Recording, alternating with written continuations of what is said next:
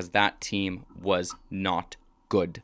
Not good. Hi ghouls, it's Foot and welcome back to the Drag Lair. Step inside if you dare because this week we are talking about Dragula Titans Season 2, Episode 2, and this week it's time to rock. The Drag Lair.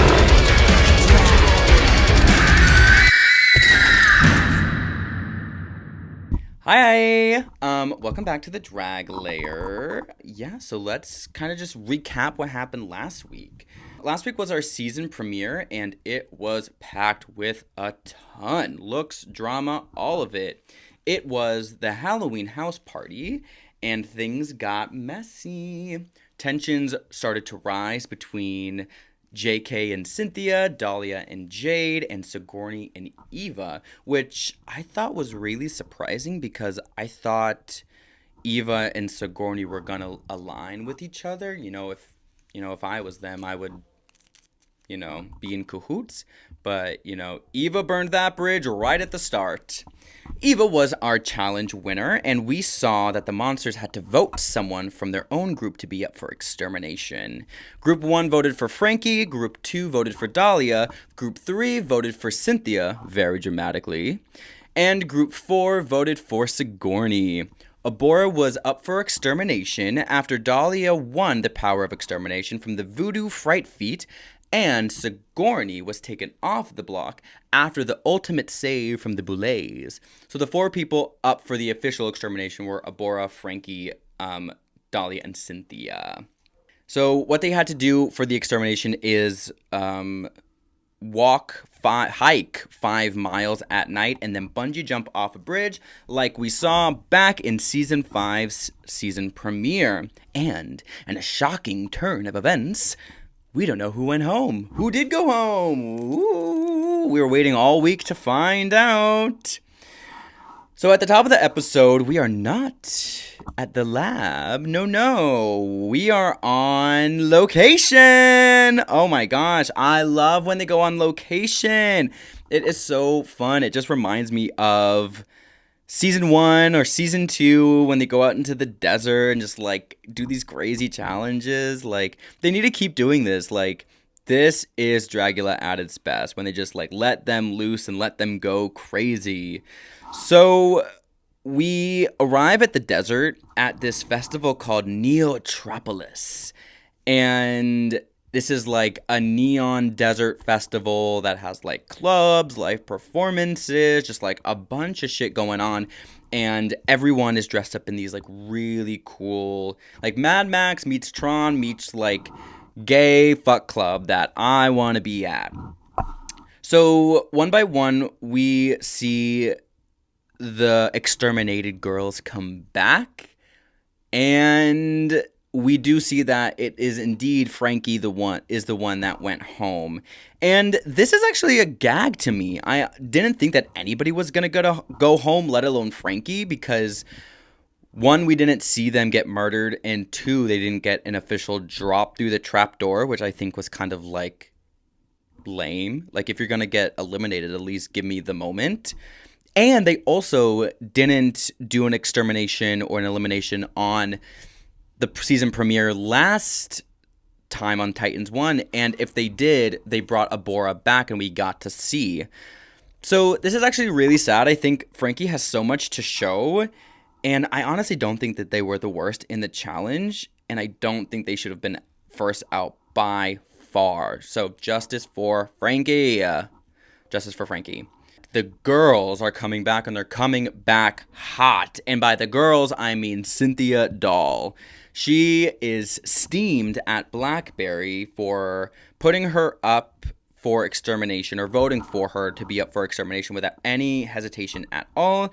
And the reason why Cynthia is so mad is because she assumed her and Blackberry were really close friends from them being on the same season together and them starting this Dragula journey together. Assumed that they were kind of in this unspoken allyship. I kind of see both sides here, why Cynthia would be upset, if I was in this situation with a close friend and they kind of backstabbed me like that. I would understand her being upset, but also at the same time, this is a competition and Blackberry is just playing the game and doing what she thinks is best for her. Do I think Cynthia's reacting a tad? But, I think some feelings are warranted. Then the drama doesn't stop there. No.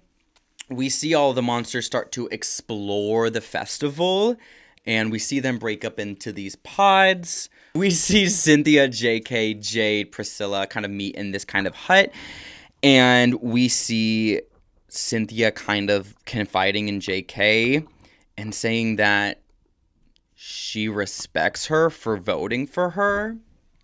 I guess that makes sense. Not really.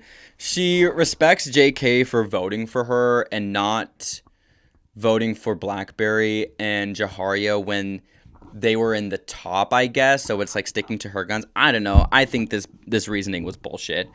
And then we do see Dahlia continuing this holier than thou attitude towards like people having a good time and like going for a drink, and like, girl, relax. You're at a festival in the desert. Like, have a drink, enjoy yourself. Like, clearly nobody is getting completely inebriated to where they can't perform or like stumble over. Like, I don't think production would allow that.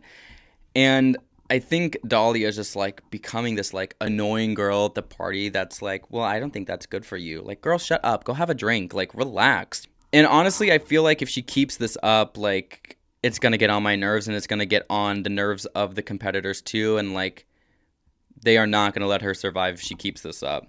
So then after a little bit of partying, Israel beckons the girls into this tent where we get our official challenge issuing, and it is the Monsters of Rock Cyberpussy Edition.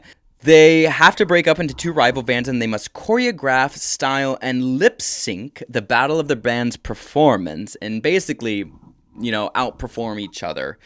And oh baby, I love the battle of the bands. Like, Monsters of Rock is my favorite Dragula challenge, and them doing it so early is like, Christmas came early here, Halloween came early. They usually do it kind of like midway through the season when they're at their top 8. So doing it this early, I was completely shocked. Since season 2, this has been a pretty consistent legacy challenge. I would equate this to like Drag Race's Snatch Game. We see it almost every year except for season 6. And it is a fan favorite. I know it's a fan favorite challenge of mine. I love to see, who rises to the top and who flounders. I think that this is an opportunity for the monsters to show that they can let loose and have a good time. This type of performance doesn't need like a 5, 6, 7, 8, you stick to every beat. It's just about letting loose and getting crazy and seeing if you have that type of energy in you. And I think some of them did. If you also want a good example of the Monsters of Rock challenge, go watch the season 2 one with Bitch Pudding.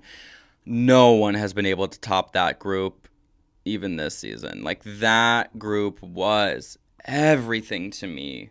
But before we get to the performances, we get the Boulets look, and Mothers really did this. Like, it's giving Tron meets Mad Max. Like, these like Tron helmets. Like, I want one. I want to wear one all the time, with this like kind of like octopusy type thing on their chest, and these swords and their boots. Like, every time I think they've outdone themselves or peaked, they just like do it even higher. Like, they really just raise the bar. Like, this is some cool shit. And like, they're doing it on location. Like, they're there too. Like, good job, Mothers. So the ghouls break up into 3 groups. Group 1, Skin Tag, which is led by JK as the lead singer, Priscilla on guitar, Zava on bass, and Cynthia on the drums. So what did I think of the first group? I actually really liked these performances, but I didn't love the looks.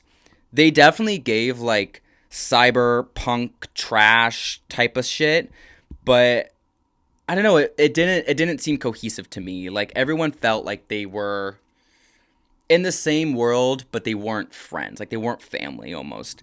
I do think JK, obviously was incredible, did the best of this group. And I really think Priscilla did amazing too. I didn't think she did that bad or fade into the background at all. She had all of these moments that I even clocked before Judgment, where she was eating the cigarette and she was licking the guitar, and I was like, work, bitch. I honestly thought she was going to be in the top this episode. So I was really shocked when she was in the bottom. And if anybody faded in the background for this group, I would say it was like Cynthia, but like just barely. Then moving on to the second group, the McFucks. Sigourney is the lead singer, Blackberry's on drums, Disasterina on bass, Jade on guitar, and Abora on stilts. What did I think of this group? Oh my gosh, I think this was the worst group of the night, if I'm being honest. If there were two categories, a performance and a look, the first group got the performance and lacked in the look. This group didn't get either. They missed the mark on the look and missed the mark on the performance. Like, I forgot or didn't even know that Disasterina was in this group until I had to rewatch it. Not like, if the first group were just friends in the same universe, this group, they're on different planets. Like, they don't even know each other. That, is a big part of this. Because if you're doing Monsters of Rock, you want to seem, like you perform together all the time. They want to see that they get the vibe that they tour with each other, that they've been doing this for so long, and like this looks like they were thrown in a challenge together and they all had these outfits and nobody changed. The performance was not good at all either. Abora wasn't even playing an instrument. Like, what? Sigourney like pulled her tits out, which was cool, but like after that I was like, okay, and what? What are you gonna do now? Jade just stood there and like was just awkward and camp for all the wrong reasons. And I, forgot Disasterina was even in this group. But nothing compares to what I thought of Blackberry. She, I think, looked the worst and performed the worst this group. Did I say that this group was bad? Yeah, this group definitely didn't do that great for me. Then moving on to group number 3, Plated Steel, with Eva on drums, Jaharia on guitar, Loris on bass, and Dahlia as the lead singer. So back to those two categories, look versus performance. They had the look down for sure. Like, this is a band. They know each other, they hang out, they tour. Like, this is a band for sure when you look at them. The performance for this group overall was definitely not first place, but it wasn't last place. Jaharia and Eva kind of carried the group. I think Dahlia and Loris were kind of the reasons why this group didn't do better. So overall, I don't think any of the teams were 100% perfect. Like, everybody got red for something. And, if I were to pick, I also think that this challenge should have been judged in teams if they were judging in teams. So, I think I would have had Plated Steel in the top. Their look was the best. Even if there were 4 performers in the other group that I thought did well equally, there were 2 good performances and the look was better. So that kind of weighs a little bit higher for me. I really do put Jaharia at the top, winning. I do agree with that. JK definitely was a close second, and Skin Tag as a group was a close second for me as well.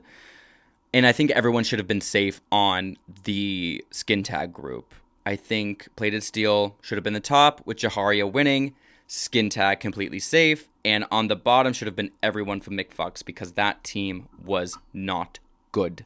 Not good. If I were to pick a bottom 3 from that group, I think it should have been Jade, Blackberry, and Sigourney, because Sigourney was the team leader, she should have checked in with everyone. Like, she's the lead singer again this year. And if you can see that your group doesn't look good, you should be able to tell. And also Blackberry, I think, should have been up for extermination because her look was probably the worst of the group. And I forgot she was even in that group. She was dropping a drumstick. Like, I was not a fan. And then my top 3 was Jaharia, JK, and Eva in third place, with Jaharia winning for sure. Now, the Boulets made some crazy choices here.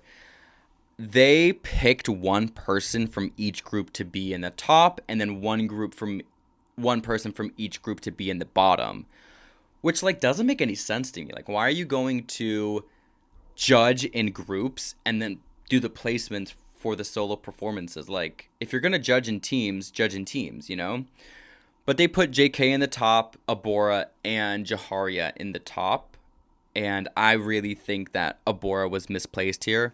Like, don't get me wrong, I'm on the Abora train this year, and, I'm loving her, but I don't think she was top worthy, especially not playing an instrument, just walking around on stilts. It was a cool gag, but not top worthy. And then their bottoms were Jade, Loris, and Priscilla, which I completely disagree with. Priscilla does not belong there at all. Loris, yeah, sure. Jade, absolutely. Like, it really should have been Jade, Loris, and Blackberry, if I'm being honest. Priscilla should have been 100% safe. And they chose Jaharia as the winner, which I do agree with. So they are dismissed into the cauldron after judgment, and immediately the cauldron is boiling. Obviously, Jade and Priscilla just start going at Loris as if Loris was the one that put them up for extermination.